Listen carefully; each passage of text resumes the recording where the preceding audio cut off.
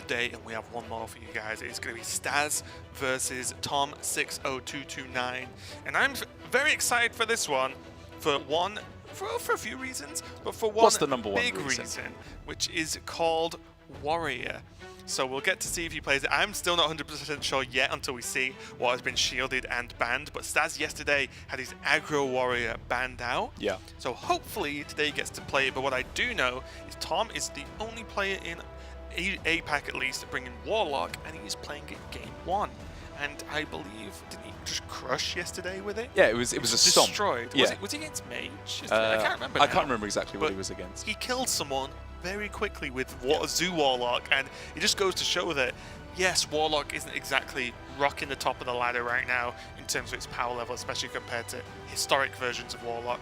But I've played a good chunk of Zoo, both Highlander, or Zoolander as it should definitely be called, and regular style Zoo, and they do feel quite powerful. There's a lot of games where I just feel like my opponent's got nothing to answer this kind of aggression, as well as the nicely statted and shaped minions. I think that's what Zoo does best, right? It is the ultimate punish your opponent for not doing anything deck. Yeah. And he protected his warrior! Staz is definitely at least able to play, and I requested him to play it yesterday in his winning interview. I was like, look, you got to play some warrior because I want to see this deck. And I think a lot of people do. You were a big fan of aggro warrior almost straight away, right? I was. I mean, that was the first deck I played in the expansion, and very quickly started posting screenshots in our Discord of me just going like, you know, Eternium Rover, Coin, Snip, Snap, Bloodsworn Mercenary, end the game. Like, there's some absolutely disgusting stuff you can do with this deck.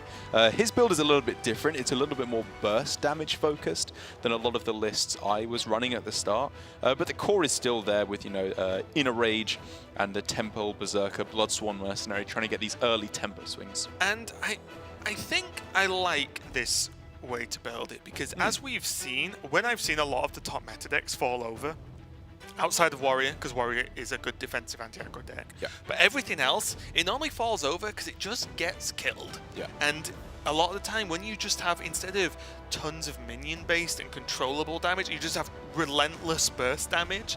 Decks can't really handle that outside of Warrior right now, I feel at least. Let's take a look at this Warlock. Yeah, bit of an interesting twist on Warlock. The vast majority of Zoo lists I've seen have not run some of the more interesting cards here, with obviously Plague of Flames being the standout card to me, at least in terms of spicy inclusions. Everything else is fairly standard. The curve of Nephicet Thrasher into Diseased Vulture seems pretty expected at this point, and a lot of the other cards, you know, you've got the Eggs, Grim Rally to destroy those, Evil Genius to destroy those, buff up the rest of your minions.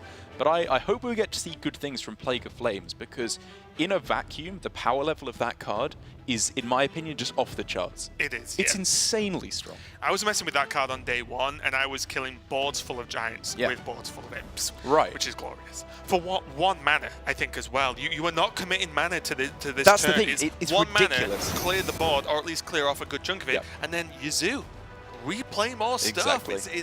I feel like it's very good, and I feel like Warlock has a lot to be explored still. I think people are sleeping on it a little bit, and I think especially post-nerf, Warlock might get even better, because everything just gets, well, not everything, but a lot of the top decks just get a little bit worse, and that means maybe Warlock, either whether that be plot twist, quest, zoo, whatever, just has a little bit more room to maneuver, and maybe that's enough. One card that does surprise me that is missing is the Warlock Legendary, which makes lackeys 4/4s. It is effectively the rogue quest in a Legendary.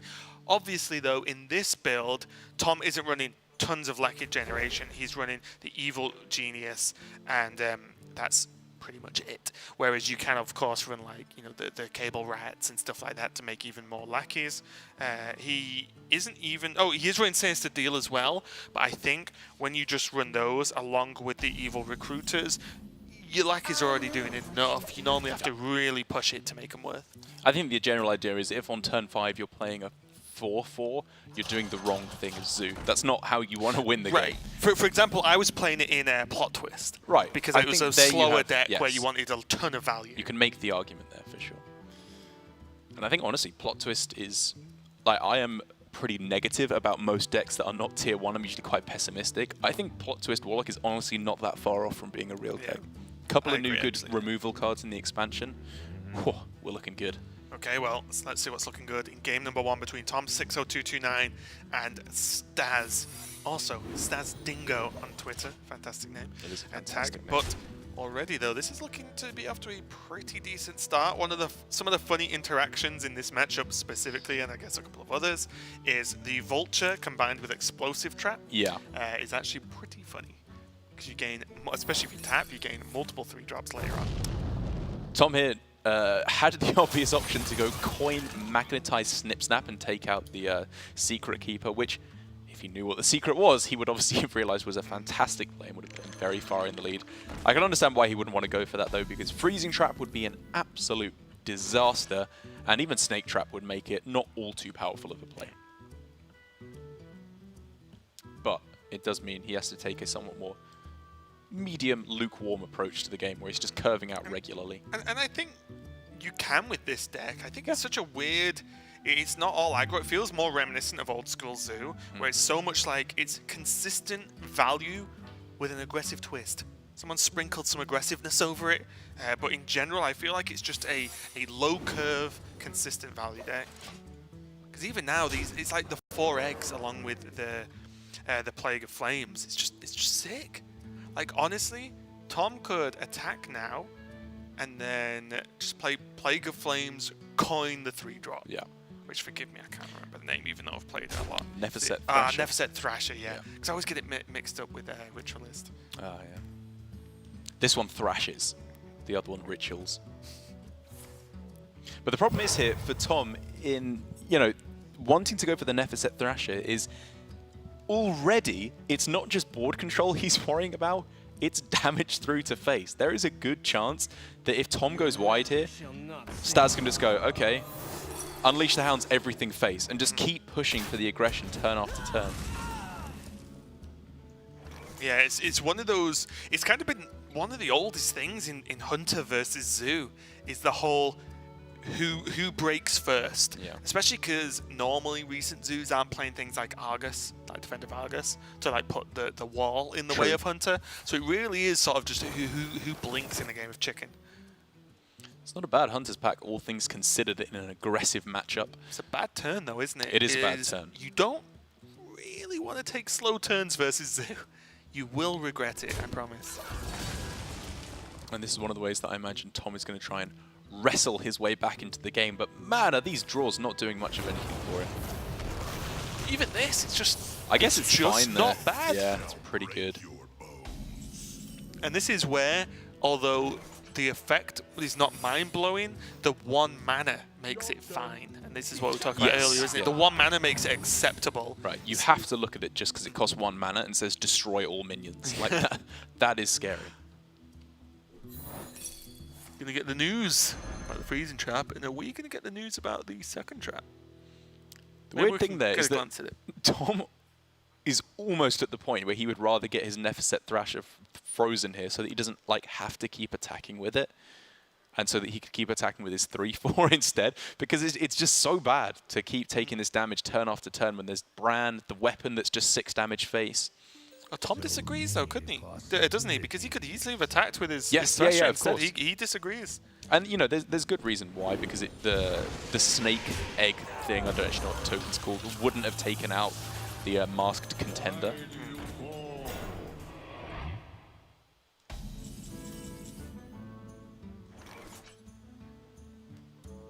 Unleash weapon spring pool? Yeah, I wonder if there's any merit of going... yeah, double hunting mastiff doesn't work out quite so well. No. And the thing is, you can still push damage, because I agree with you right now. If I was Staz, I would let that Thrasher try and hit me in the face every turn. Yeah. So you could go weapon into the Voidwalker, the Spring Paw, and then push 3. Yeah, I think trading into it would be a mistake. I think you can just very happily keep going face here and force Tom to trade. Because again, there's just very, very little taunt in the deck whatsoever. If you really wanted, he could Spring Paw weapon, kill it, and just hero power and wait, because the board will only get wider and unleash That's afterwards. a fair point. Yeah, that's so a you good push point. 2 extra damage, the Neverset Thrasher probably attacks, and unleash only improves. And if it doesn't improve, well, you probably win in then anyway. Maybe that is better. He's clearly conflicted as to how he should approach this. This feels the weirdest to me. So this allows him to like sneak 2 damage face. He could have. But he could have done that with the hero anyway. Power. Yeah. Hey, is he trying to kill? Okay, so he goes wider on the board here instead. Is his thinking. And I think I would have preferred a hero power there, all things considered. Like board control, I think he can just accept that he's lost it, because that's fine. He's just winning on damage. And also, as well, bear in mind that although Tom's going in, Tom does not have to attack with the Nephset threshold. True. He's going to, but it's not like these deal 3 damage per turn no matter what. Whereas now, this is just 1 damage off lethal. He's just dead. Yeah. There's no heal in the deck. Outside of Zephyrus, I guess. Yeah, pretty much no heal in the deck. If a single Nephset Thrasher attacks for the rest of the game, Tom will just die. Staz, I mean, I disagree with Staz's like little decision-making on that turn there. I think which we often do. That's Actually, true. It's That's becoming true. a theme, isn't it? We do often disagree with him. We disagree, but he keeps winning, so it gets more annoying. Yeah. Because the more we disagree, the more we sound wrong. But it's just very clearly going to be I'm going to game go out with a over. bang. Okay, Vulture, attack with the Nephset. I don't even know what that could get him at that point. And this is the reason why a lot of players were a little bit down on the Nephset Thrasher, because the initial reaction, I think, were from a lot of players, including Rebecca, one of the biggest Zoo players I know, was this card's insane. It's a 4/5, you can coin it out on turn 2, start beating up on the mages and kill them before they do their crazy combos. But then a lot of people were saying, wait a second, if you attack twice with this, you've just fireballed yourself. Like, it's so much damage that starts coming in so quick. Yeah, I feel like a lot of the time you want 1 to play, and if you attack twice, that's great. Yeah. But it almost always... It hurts you, but your opponent can often not leave it. Yeah. So it normally gets like 1 attack and then forces a removal. So then it's, you know, something, it kind of works both ways. It's pretty hard to remove as well. And while it's doing that, you would develop other minions, but when you get pushed like that, it's kind of tough. And Hunter does kind of just have the leeway at the moment, especially in Zoo, to just say, I'll just ignore that and go.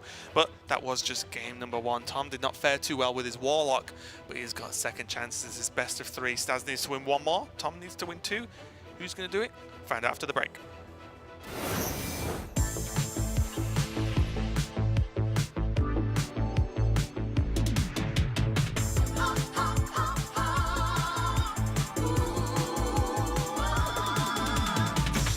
Rising again, darker than they've ever been. As evil descends from the skies, the world cries out, how will we survive? Out of the hall of explorers, and up from the dusty tombs, they grab their whips and fedoras. These legends of the past know exactly what to do. There might be magic monsters, mummies in the market. Mysticism. They're surely scorching deserts, adventure, monster of narcissism. High stakes think annihilation, obliteration of civilization. Now is the time to be brave. Evil's come to enslave, but this league's gonna save the world. Hearthstone Esports is home to many competitive formats, each with their own unique variants and rules. Today, we're going to break down one of them, the Shield Phase Conquest format. And here's how it works. To start, both players bring 4 decks, each from a unique class. The match starts with a Shield Phase. This is where both players choose one of their own decks to protect, making it ineligible to be banned. Once the Protect phase has ended, both players will then ban one of their opponent's decks, removing it from the pool. Each player then selects which of their remaining decks they would like to play first, before beginning the first game of the series. When the first game of the series is over, the winner's deck is removed from their pool of eligible decks. Both players then select the next deck they would like to play. The loser of the first game can choose to replay with the deck they lost with, or they can choose one of their other 2 available decks. In Best of 3 conquests, the first player to 2 wins is the victor. In Best of 5 series, such as those in the semifinals or finals of major events, the first player that makes it to 3 wins takes the W. It's that easy. Shield Phase Conquest allows players to showcase their skill set across different classes, while still giving them the opportunity to play the deck they're most confident with. Now that you've got the download on Shield Phase Conquest, we wish you well on your deck building adventures.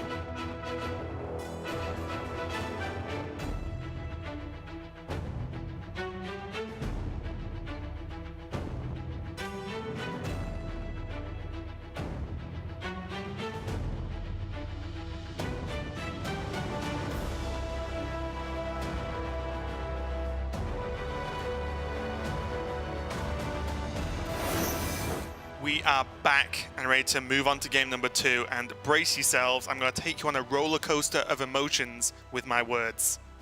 It's a warrior mirror. Oh. But one of them's aggro warrior! Hey! There we go, roller coaster confirmed not bad. So, which is the best praise I ever hope for in life. But it is going to be the warrior. Both of them have shielded, so they are going to be playing it as well. So both of them, Staz putting, I think, a lot on the line here, because he is, as I have just gone blank on NA and EU in terms of what they've submitted, but I think Staz might be the only player submitted aggro warrior. Really wouldn't be surprised. And he is not only shielded it and playing it, he is confident. He said, I literally asked him why he submitted warrior in aggro warrior yesterday, and he said, I think this deck is better for the meta than control warrior. Yeah. And that is a big statement when every other player in GM has either not played warrior or submitted control or bomb, I think, or at least most of them. So it's I like it when players make statements and stick to them. It's pretty impressive, and I cannot wait for this game to begin. I really can't. One thing I need to remember to ask him is to find out what Staz's practice group is, because I'm not actually sure who he's practicing with in these matches, because whatever it is, they have weird opinions, but they seem to be consistently working. Whatever it is they're coming up with, it seems to be on the money, because, you know, Reno Mage, or Highlander Hunter to Masters Tour Soul, weird choice, but it worked. Going with Mid-Range Hunter, second half of GM over and over again, kind of a weird choice, but it kept working. And now Aggro Warrior, he keeps putting his money where his mouth is, and it's working. I believe, I may be wrong, but I'm fairly sure he plays in the group, you know, with Waning Moon and Karaku, and like the group from HGG, basically, a lot of the more or less. Players, So I believe he plays with a lot of those. Sure. And you know, I kind of like the ideas, and this, honestly, as we get into the game, let's just sit back and watch, because Staz said this is the better deck for the meta, and the meta includes what he is against right now. That is, however, I would say, not the dream starting hand for Staz. You know, he's got the Rampage, but no cheap minions to get things rolling. But Livewire Lancing to upgrade, you know, now we're starting to talk. And as someone who's played around with this deck, or at least close, the archetype, what is it that suddenly... We've not had aggro warrior, as far as I'm concerned, since Pirate Warrior, which was a long time ago. What's made aggro warrior exist in any form right now? Well, I think the main reason, obviously, that players were trying to introduce it in this expansion was purely Bloodsworn Mercenary, because the power level of that card, it's like top 10 cards ever printed, I think. Just in a vacuum, how strong that card is. It's absolutely absurd. I think one of the problems that a lot of players ran into was that if you're going for an aggressive strategy, there's other slightly more consistent ways to do so. For example, with just the burn damage that Rogue can hit.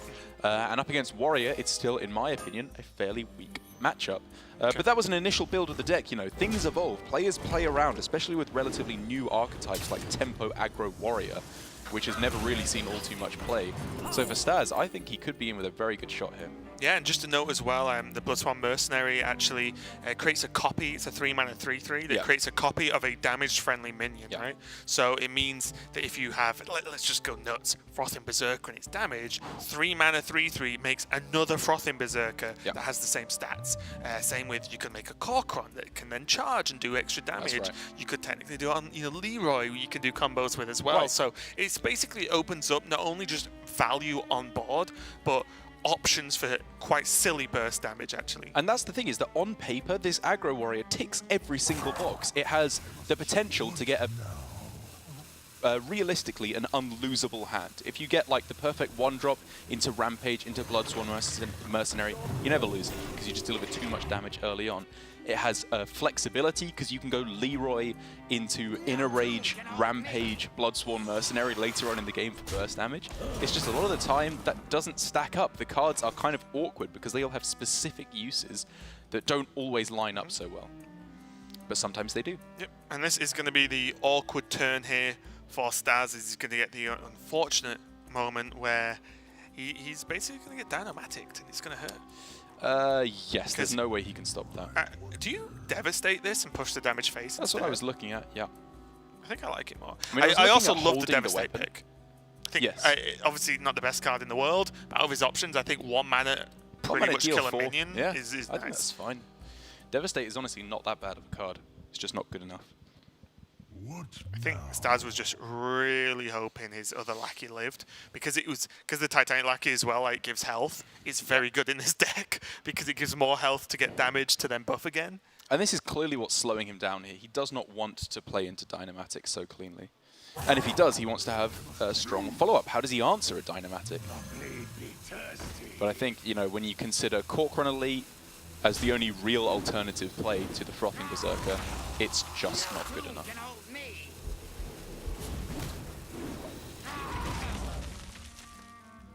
Interesting he didn't swing there. Not expecting to use Arcanite Reaper next turn, which does surprise me. Yeah, I guess if he's expecting exactly Dynamatic, then he wants to rush in the Korkron, which really doesn't feel very good. Yeah, well, he could have swung and then just swung an Arcanite Reaper. Yeah. This is weird. I always think, like, what's worst case, and where is this Lance going? What is Tom going to play that's 3 health that really does much? Do you know what I mean? It's the numbers with like the 1-drop picked up as well. It starts to get a bit more palatable. But I see your point. It would have been reasonable, I think, to attack face there. And also as well, you do have the flexibility anyway of you could have still Korkron 1-dropped anyway because you'd have the language. I think the really big omission from this deck and the difference from the builds I was playing is there's no Battle Rage and there's no Acolyte, because that was the list I was going for. As I was playing Acolyte, Battle Rage, and Whirlwind, and trying to go for draw-heavy versions, and I would mulligan quite aggressively for Acolyte a lot of the time because it was the draw engine that kept the deck alive. And I guess for the most part that was arguably too slow, which is why Staz is going all in here on a much more all-in version. You go for 1 or 2 aggressive pushes, and then if that doesn't work, you're out of the game. Yeah, one of the frustrations right now is this game may just be over before it began because there is not only Shield Block, there's Warpath, there's Plague, and also to follow up with, there's just the taunts as well. So already, I'm not sure how Staz has done 0 damage to Tom's actual face right now. I'm not really sure. And now there's the Armagadillo, and to me, I don't have experience with this deck, but that looks like a concede. Yeah, this looks pretty miserable here. Oh, okay. Well, the Mummy helps. So Mummy and Lackey to take out the Armagadillo. And then 3 mana left over. And then you Cruel Taskmaster. Wait.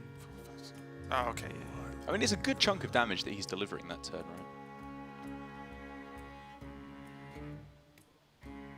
Because you probably don't.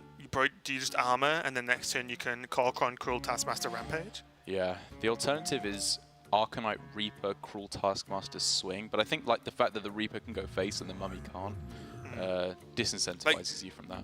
Situations like this is exactly why Mummy's even in the deck, and it's not another. It's not a Wolf Rider. Yeah. Again, though, it looks like Staz is prioritizing equipping the weapon in the first place, Which has its merits, right? Like, you have a 5-1 Arcanite Reaper equipped to go into the next turn. Yeah, just to note as well, he does not run Captain Greenskin in the list either, so this weapon isn't getting buffed. It's just going to be pushing some damage. Outside of the top deck. Yeah, sorry, yeah. But yes. Trade triple Warpath Hero Power is honestly looking pretty tempting to me, because I think with Tomb Warden, you'd rather use that here as like a... just locking down the game. Yeah, this game is over right Exactly. It's a lot of the reason why you'd save.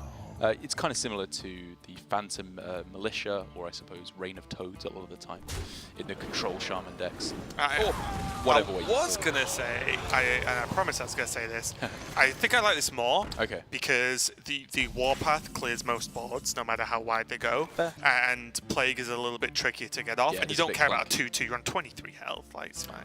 I don't think you completely don't care, but I agree that upsides overweigh the downsides. Outweigh. Whatever the word is. Out and over way. Whatever.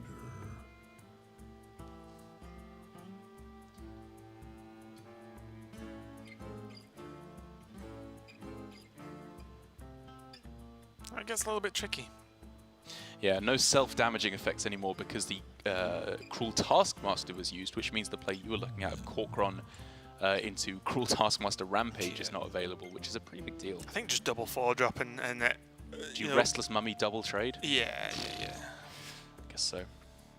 That doesn't feel all too good at all. Gesundheit. It's that conditioning, I think.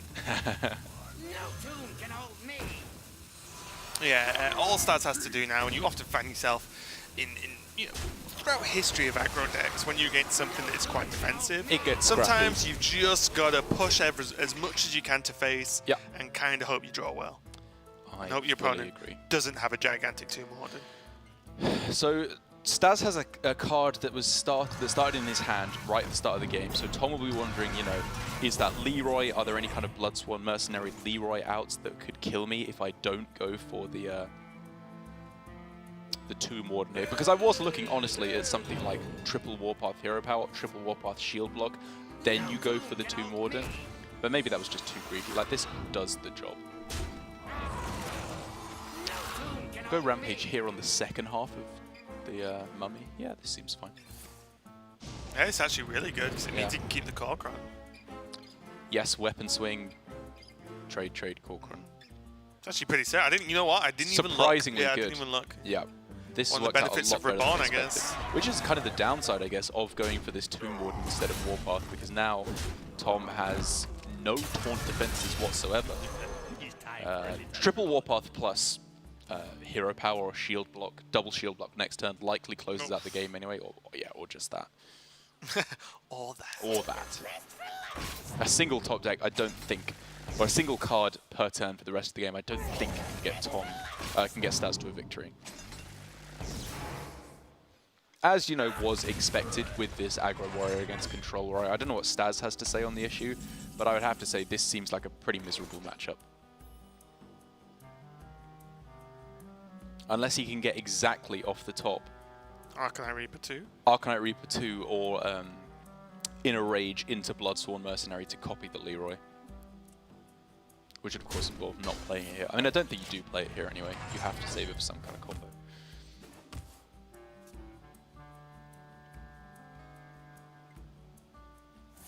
Double Shield Block might just be the concede. Yeah, I wouldn't be too surprised. There we go. Even one was enough. Didn't even need two. Wow. Staz takes a loss on this aggro warrior, but I don't even pretend to be an expert with this deck at all. Don't think really anyone is. But that has to be a hard matchup, right? The control warrior, it just has to be. It's got the taunts, it's got the armor gain, it can regenerate health, it's got Ziliax. Must be difficult. And the difference now is, although that looked rough for Staz, he still got close-ish considering how bad the game went early on and throughout the mid-game. But Tom cannot play Warrior again, and Staz can play his Warrior again. So now we'll see if he's going to double down on this aggro Warrior and say, okay, Tom queued Warrior, fine, I lost. But now Tom has what, Zoo and Priest left? Or Zoo and Hunter, I think, left. Oh, no, Priest. Yes. Yeah, I think it was Priest. Yeah. So he's got Zoo and Priest, and both decks I can easily see getting destroyed by Warrior. Yeah, this is going to be an interesting one, to say the least, because like this kind of aggro Warrior deck, it has some tools that can definitely swing things heavily in your favor against another tempo aggro deck, like Zoo. Of course, the weapons are very nice. If you can get off an early Bloodsworn Mercenary, you can do disgustingly strong things. For the most part, though, I would say that the Warlock will probably just swarm the board quicker than the Warrior can answer it. Yeah, it's really tough, right? Because we have got confirmation it's going to be Warlock versus Warrior, so I'm excited to see. But I think the general size and health of the Warrior minions, along with the weapons, might be enough to just keep a lid on it. Maybe. Obviously, Zoo can go nuts. We know this for a fact. But maybe Frothing Berserker 4 health is actually pretty tough to deal with for Zoo. And then as soon as you start chipping damage on it, things can get a little bit silly. Just a reminder of Tom's Warlock deck there. But as you can see, like a lot of the cards line up quite well, and there's still double Eternium Rover, double Town Crier, Manu Berserker, one Rampage, and you can make a minion that's just too big to kill. And I think the other thing that we need to bear in mind, as was similar with the Highlander Hunter versus Zoo, is pretty quickly the Warrior could just ignore board and start going face. Just kill him. Right, if you equip a Reaper, Leroy, even just something like a Livewire Lance with an upgrade, is quite a lot of damage that you're pushing forward. And the Zoo has no healing, as we saw. And again, we didn't see it last game, which I think is telling as well, but it takes one turn for there to be a damaged Warrior minion, and then the 3-drop comes down, and then the Bloodsworn Mercenary is doing its job. Because suddenly the board gets wide, which is what you don't expect versus aggro Warrior. But let's get into it. Deciding game here for the series, tom60229 on the top of the Warlock, Staz on the aggro Warrior. Both players bringing kind of weird decks to the tournament. For sure. To week one, at least. I mean, I think Tom is the one non-mage bringing Asia-Pacific player, which in its own right is a pretty big statement, just because of how dominant Mage seems to be at the moment. And as you said, Staz on the aggro Warrior, the only player in Asia-Pacific at least to do so. And at the moment, not having great results with it. Nope. And that looks like an upgrade turn 1 for me. That's terrible. It's good versus Zoo, though. It's all right. A lot of the time they're playing quite high health minions, though. 3 damage to face, Dark. Sinister Striker worst is not the worst thing. It's like just Mecharoo, coin Mecharoo. I wonder if it's Mecharoo coin Voidwalker to stop any kind of a meaningful hit from the weapon. Because it still has the really nice curve. Actually, no, sorry. With the Evil Recruiter, you probably want to go 1-drop, Evil Genius, Lackey, Coin, Recruiter. Oh, sure. Is probably the curve here. Because I was thinking 3-drop just curves out, but you need 1 extra mana to play the Lackey. Interesting. Okay, so he's taking the 5/5 a turn later for more security, I think, to be able to activate the Evil Genius on turn 2. I also think Tom wants enough stuff on the board to kill a Frothing Berserker. Because if he goes very slow and you can't kill a Frothing, then you might just lose. Yep, like, good point. Could get insane. Ooh. Do we see this slowing down another turn? Because, we could still see this turn Scarabeg. Yeah, I like this. Next turn, Evil Genius Lackey. Turn 4, Lackey Recruiter. This just... And even as the Mecharoo, if you don't have a Lackey you fancy, to fill out the turn. Yeah. It all works out so nicely. But Staz not exactly in a horrible spot himself yet. He's a little bit behind, but I think you always expect to go at least a little bit behind against Zoo early on. Yeah, and the Mummy could be... The Mummy's such a strong Temple Swinger.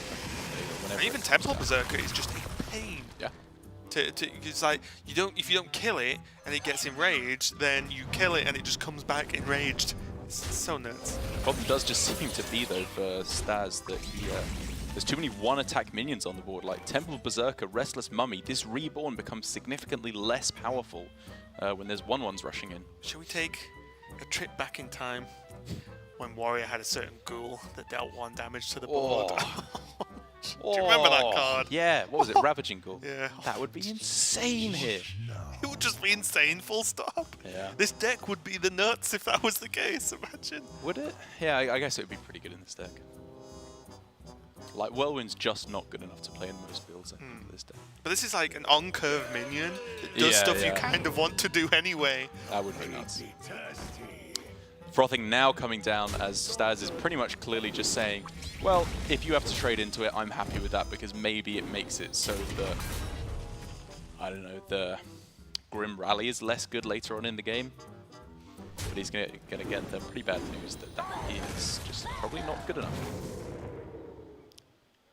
I don't know what that is. I think that's Spirit of the it's Lynx. the Hunter one. Yeah, it's the only I three. couldn't see for a second. The only 3 cost, which is of course. which is the worst 3-drop I think you can get there. Oh wait, the mage is 3 cost, right?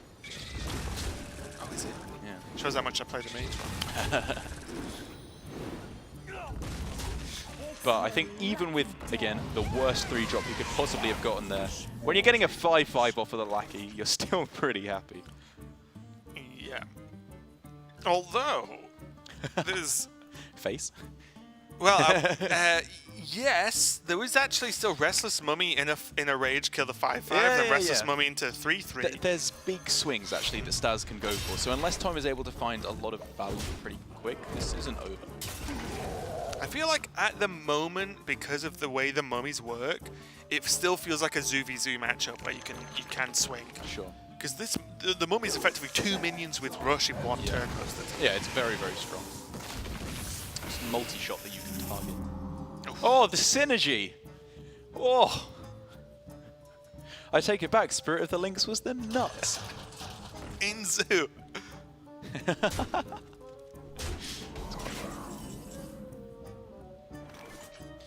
Well, it still dies to the Arcanite Reaper, I suppose, which is some kind of a blessing here for Staz. Fortunately for Staz, Tom has not found the Thrashers.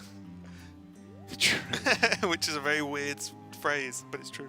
Or has not played the Thrashers, should Yes. I say. I mean, Staz, can clear up all but 2 damage on the board this turn. Or all but 1 damage if he wanted to. It's pretty sick, isn't it? Like, yeah. and I think the only problem is Staz has done nothing else yet. If the health totals were a little bit closer, Yeah. and also Tom's not had the life tap, you could say, well, he clears the board, and suddenly Staz's raw burst is actually way better than Tom's. Yeah. Tom has almost 0, if not 0, raw burst. He has, literally nothing outside of 3 drops that can be summoned from the Vulture. And a Turning Roving. No, I keep forgetting about that in this deck. Gains armor. True, yeah. Eternium Rover with an Inner Rage. Not ridiculous way to try and claw his way back into the game later on. He clearly realizes the power of the Spirit of the Lynx as well. respect. Exactly. That was just spirit has been game given. over if he didn't kill that off.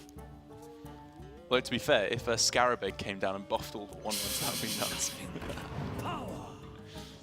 Oh, I like the look of that Grim Rally. Very much indeed. Oh, he can play Sea Giant. Yeah. He can play Titanic Lackey, Sea Giant, Grim Rally. Yep. That seems good to me.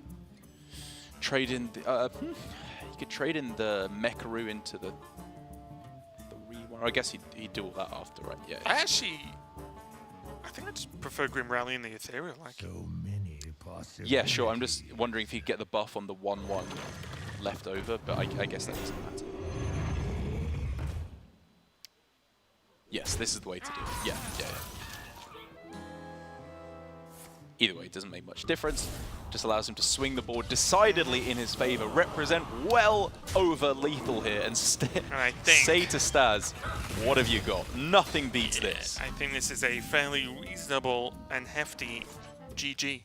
And unfortunately, Derek, Aggro Warrior has not done the job today. It has not.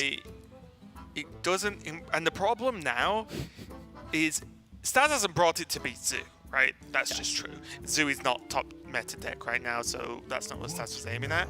But if it isn't beating minion-based aggro, and it didn't beat Control Warrior, is it a mage snipe deck? Which there's nothing wrong with, Yeah. but I don't know, and I'm judging this on 2 games. Don't get me wrong. To be fair, of all the decks that Staz named that he brought this deck to beat, he faced literally the only 2 decks in the meta that those are not. Like he said, it beats Right. Mage, Highlander Hunter, Rogue, Priest, Druid. And the only two decks he faced were Warrior and Zoo. I guess the only other one is Aggro Shaman that we've seen here this weekend. But yeah, a bit of an unfortunate result here for Staz in the deck he matched into. Because I wanted to see better. I think the deck is better than this shows it as being. I agree. I still don't think it's as good as Staz seems to think it is, however. Yeah.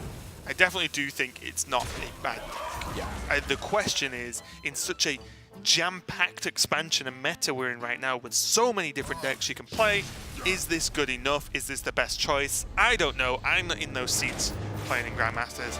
We merely just We are indeed, but Tom is going to be celebrating after a very nice start to Grandmasters Season 2. Staz, however, going down to a 1-1 victory, 1-1 scoreline overall with a loss this series, which is honestly better than his start seemed at the start of Grandmaster Season 1, and he still managed to qualify through to the playoffs. So if there's anyone who's at a reasonable scoreline of 1-1 and can still make it, I'd put my money on it being Staz. Yep, there's still a lot up for grabs as this is only week number 1. We've got plenty more weeks, 6 more weekends of Grandmasters League, and then one final weekend of the playoffs, which is when the top cut of each division basically join groups, and then they go through and we decide which other player is actually going to be going to the global finals. But let's check out the results from today and see what happened. If you don't remember way back when, it feels like we've had some relatively long days down to, I'm blaming Warriors across the world right now. It's been is what's kicked in. Yeah, almost as long as it was on the first day when we had 6 matches here today. I think actually to almost 10 minutes is just as long. And like you said, all 2-1 matches today, no 2-0 sweeps, which is exciting to see always for the players coming down to that third and final match to decide things. Yeah, but we had Glory taking down Blitzchung. Samuel Zhao looking pretty good, taking down Tara. Nice win. And then in the big match, we decided to call it Rivius taking a win over Flurry is definitely significant, especially when you consider certain levels of tiebreaker are based on how your opponents finish. Yeah. And if you are beating already the people, if you have wins against players like Flurry, who did very well last season, then you're feeling pretty good. It's just a little extra panache to start off the season. That's right, and Frosty taking a very important victory, not only for his chances at qualification through to the playoffs, but also just his own street cred amongst the Hearthstone community after, again, he's been bashing the other players for not giving it enough. If he'd got down to an 0-2 start, it wouldn't have looked good for him, but a 1-1 That's what you get record, for trying. Yeah. Imagine. I guess so. It would be someone would have tweeted that. Well, it would be like, that's true. what you get for being, not a know-it-all, but like a play-it-all for playing too much Hearthstone. I would be so offended if someone said, that's what you get for being a play-it-all. That's what trash talk is in Hearthstone. I thought you were going to say Brighton, but... Oh, no. It feels like that would be something you'd call someone. Yeah, trash talk in Brighton, at least Brighton University chants, cannot be repeated on stream. Okay, good to know. But let's take a look at the standings so far. We have Samuel Zhao and Chonsu there, 2-0 in Division A, rocking the top. And this is not really what happened in Season 1, so they must be feeling fantastic. And then we have Surrender and Blood Trail down there at 0-2, everyone else in the middle. Bit of an upset for a lot of players here, actually, with obviously Surrender and Shaxi having very, very good seasons. Last season, for Surrender in particular, going down 0-2, that's a big upset, I would say. Blitzchung as well, he just seems to have had a pretty mediocre performance, which I mean in like the actual sense of mediocre, just like middle of the road. Can't point out anything season. Terrible. Right. He didn't win games though. Exactly. Yeah. I think we could have seen improvements in his Warrior gameplay today, and if he wants to be improving his record, we're definitely going to have to see that improving or sticking to his roots and going for more aggressive styles of play in the weeks to come, I think could serve him as he tries to get his first win on the table. Yeah, and that is going to be everything for us for week 1 of the Asia Pacific Grandmasters. But there's more Hearthstone coming up, as there is Europe going to be following on shortly with Admirable and Subtle, and then there's going to be TJ and Frodan giving you the usual Americas coverage. And also, if you've struggling to watch this much Hearthstone this many hours and across so many regions, make sure to go to playhearthstone.com/esports. You can catch all the VODs, find all the deck lists every single week from every single player. It's actually really sick. So make sure to check that out if you want to catch up on anything. But from Derek and myself, we are done for the weekend, but we will be same time, same place next weekend. So make sure to stop by, have a good night, morning, or evening, depending on what you're doing, and watch some more Hearthstone. We'll see you next weekend.